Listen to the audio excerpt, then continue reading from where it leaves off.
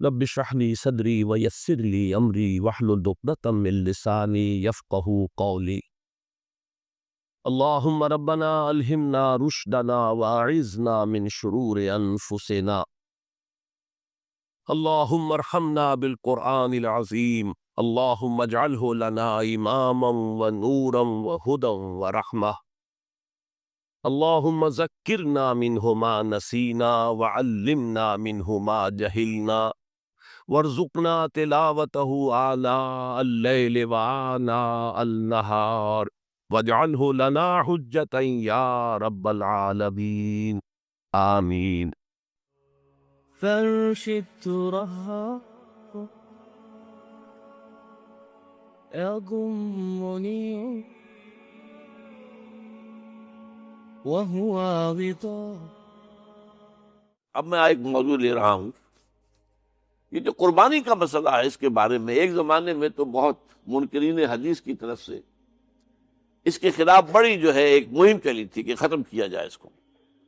یہ خام خواہ جو ہے خرچ ہوتا ہے بہت بڑا، اور ضائع ہوتا ہے گوشت. اتنے بڑے پیمانے پر گوشت ہوتا ہے، کھایا نہیں جاتا. اچھا، ایک زمانے میں فریج بھی نہیں تھے، یہ بھی نہیں کہ آپ محفوظ کر دیں، گوشت ضائع بھی ہو سکتا تھا. اور بھی چیزیں جو ہے وہ گوشت کی وہ صحیح طور سے استعمال نہیں ہوتی تھی. تو اس کے اوپر بڑا پروپیگنڈا منکرین حدیث کا رہا کہ یہ جو ہے قربانی صرف حج کے موقع پر ہے. میں اس کی نفی کے لیے آج آپ کو بتا رہا ہوں کہ سورہ حج کے اندر جو دو رکوع ہیں، ایک چوتھا ایک پانچواں، چوتھے رکوع میں بھی قربانی کا ذکر ہے، پانچویں میں بھی قربانی کا ذکر ہے. یہ ایک دم جو ہے ایک جگہ پر جو دو طرح کی قربانیوں کا ذکر ہو رہا ہے، یہ کیوں ہو رہا ہے؟ چوتھے رکوع میں وہ مناسک حج کے ساتھ اس کا ذکر ہے. وہاں جو فرمایا گیا لِيَشْهَدُوا مَنَافِعَ لَهُمْ وَيَذْكُرُوا اسْمَ اللَّهِ عَلَى مَا رَزَقَهُم مِّن بَهِيمَةِ الْأَنْعَامِ فِي أَيَّامٍ مَّعْلُومَاتٍ عَلَى مَا رَزَقَهُم مِّن بَهِيمَةِ الْأَنْعَامِ فَكُلُوا مِنْهَا وَأَطْعِمُوا الْبَائِسَ الْفَقِيرَ.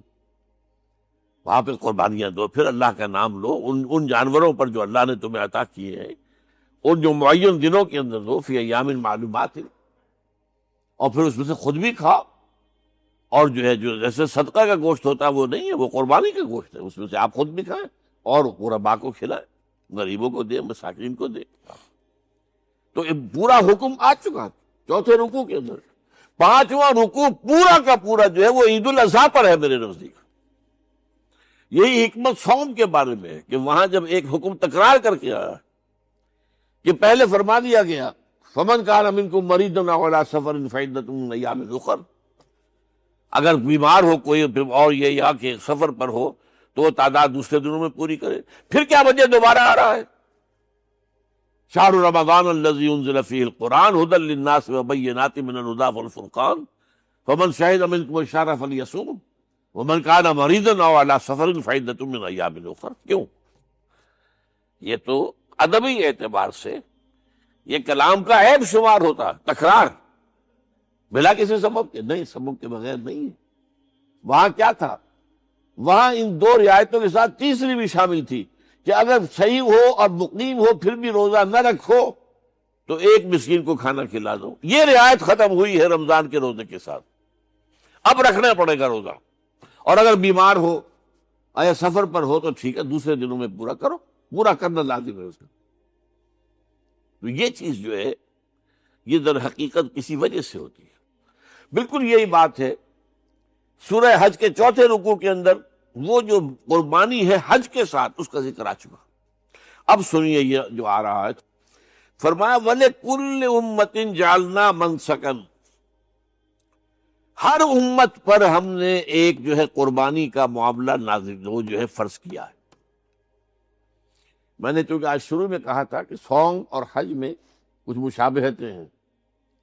دیکھیے صوم کا حکم بھی آیا تھا تو کس طور سے آیا تھا؟ یا ایھا الذین آمنوا کتب علیکم الصیام کما کتب علی الذین من قبلکم لعلکم تتقون. اہل ایمان تم پر روزہ رکھنا فرض کیا گیا جیسے کہ فرض کیا گیا تھا ان پر جو تم سے پہلے تھے. یہاں پر اسی حوالے سے بات ہو رہی ہے کہ مسلمانوں یہ قربانی صرف تم پر فرض نہیں کی جا رہی، یہ تو ہر امت پر، ہر نبی ہر رسول کی امت. وَلِكُلِّ أُمَّةٍ جَعَلْنَا مَنسَكًا لِيَذْكُرُوا اسْمَ اللَّهِ عَلَيْهَا، تاکہ وہ نام لیں اللہ کا، عَلَىٰ مَا رَزَقَهُم مِّن بَهِیمَةِ الْأَنْعَامِ، جو کچھ اللہ تعالیٰ نے انہیں رزق دیا ہے۔ یہ چوپائے جو ہیں حیوانات قسم کے، ان پر اللہ کا نام لے کر چھری پھیری جائے، اللہ کے نام سے ان کو ذبح کیا جائے۔ فَإِلَٰهُكُمْ إِلَٰهٌ وَاحِدٌ فَلَهُ أَسْلِمُوا۔ تو یہ جان لو کہ اس قربانی کی اصل روح کیا ہے؟ وہ یہ ہے کہ اللہ تمہارا ایک الہ ہے، اسی کے سامنے تمہیں سر جھکانا ہے۔ یہ روح تقوی اگر نہیں ہوگی تو یہ قربانی بے معنی ہو جائے گی۔ نماز و روزہ و قربانی و حج یہ سب باقی ہیں، تو باقی نہیں ہے۔ جب اللہ تعالیٰ کے ساتھ تعلق نہیں ہے تو یہ ساری چیزیں ریچولز بن جائیں گی۔ اب یہ بھی ہوتا ہے، 20 25 ہزار کے بکرے جو ہیں وہ لوگ لیتے ہیں، پھر ان کو گھماتے ہیں، پھراتے ہیں، ان کے اوپر ریشمی چادریں چڑھاتے ہیں، جو ہے وہ مہندی لگا کر، بہرحال وہ چیزیں جو ہیں یہ اظہار اس طرح کا یہ تو پسندیدہ نہیں ہے۔ تو یہ تو لوگوں کو دکھانے کی بات ہے اور اپنے پیسے کی جو ہے اپنی دولت کے اظہار کا ایک ذریعہ ہے۔ لیکن یہ کہ بہرحال قربانی انسان کرے اور یہ کہ اس کے اندر روح جو ہے تقویٰ کی وہ موجود ہوگی۔ فَإِلَٰهُكُمْ إِلَٰهٌ وَاحِدٌ فَلَهُ أَسْلِمُوا وَبَشِّرِ الْمُخْبِتِينَ۔ اور اے نبی ان لوگوں کو بشارت دے دیجئے کہ جو اللہ کے سامنے جھکے رہتے ہیں، خشوع اور خضوع کی شکل اختیار کرتے ہیں۔ الذین اذا ذکر اللہ وجلت قلوبہم، وہ لوگ کہ جب اللہ کا نام لیا جائے تو ان کے دل لرز اٹھتے ہیں۔ والصابرین علی ما اصابہم، اور صبر کرنے والے جبکہ اس چیزوں پر کہ جو اللہ کی طرف سے ان پر آ گئی، وہ مصیبتیں، کوئی تکالیف۔ والمقیم الصلاۃ، اور نماز کو قائم کرنے والے۔ ومما رزقناہم ينفقون، اور جو کچھ ہم نے انہیں دیا ہے اس میں سے خرچ کرنے والے۔ یہ ایک نظام ہے پورا کا پورا جس آیت میں بیان کر دیا گیا، اس کا ایک جز جو ہے وہ یہ بھی ہے وَلِكُلِّ أُمَّةٍ جَعَلْنَا مَنسَكًا۔ یہ قربانی کا معاملہ جو ہے یہ بھی ہم نے ہر امت کے اوپر فرض کیا، ہر امت جو ہے اس کے اوپر لازم کیا گیا، اور اے مسلمانوں آج تم پر بھی لازم کیا جا رہا ہے۔ وَالْبُدْنَ جَعَلْنَاهَا لَكُم مِّن شَعَائِرِ اللَّهِ، اور یہ جو قربانی کے اونٹ ہیں، یہ خاص طور پر چونکہ عرب میں تو اونٹ کی قربانی ہوتی تھی، دوسرے جانور تو وہاں کم ہوتے ہیں، اور بہرحال ان کی قیمتی متاع بھی اونٹ ہے۔ وَالْبُدْنَ جَعَلْنَاهَا لَكُم مِّن شَعَائِرِ اللَّهِ، یہ اللہ تعالیٰ کے شاعر میں سے یہ اونٹ جو ہے یہ قربانی کا اونٹ ہے، یہ مکے لے جایا جا رہا ہے، یا یہ بکرے اور یہ مینڈے جو ہیں یہ قربانی کے ہیں، یہ وہاں جا رہے ہیں، تو یہ بھی گویا کہ ایک طرح سے اللہ کی نشانیاں بن جاتا ہے۔ ان کے حوالے سے اللہ تعالیٰ کا ایک تصور اور اللہ تعالیٰ کے ساتھ ایک ذہنی رشتہ قائم ہوتا ہے۔ لیکن فیہا خیر، تمہارے لیے اس میں خیر ہے، بھلائی ہے۔ چنانچہ جب وہ جاتے تھے حج کے لیے تو جو بھی ان کے ساتھ دودھ دینے والا جانور ہے، قربانی کی نیت ہے لیکن دودھ جو ہے اس کا استعمال کر سکتے ہیں درمیان میں، اور بھی کوئی اگر ان کی کوئی چیزوں سے فائدہ اٹھانا ہو، لکم فیہا خیر۔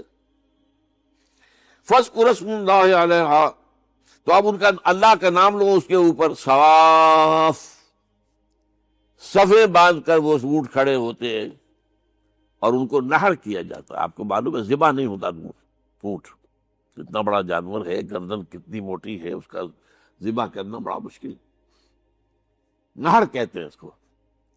کھڑا ہے اونٹ اور ایک برچھا، چھوٹا سا برچھا ہے جو اس کے یہاں گردن کے یہ جہاں آ کر دونوں ہنسلیاں ملتی ہیں وہاں پر مارا جاتا ہے، اور یہاں سے جو بہت بڑی وین ہے وہ در حقیقت ایورٹا، وہ جو ہے ختم ہوتا ہے تو وہاں سے خون کا پھر فوارہ آتا ہے، اور اس کے بعد پھر وہ اونٹ کھڑا کھڑا وہ رفتہ رفتہ اس کا جب خون نکل جاتا ہے تو وہ کمزور ہو کر نیچے گر جاتا ہے۔ یہ نہر ہے۔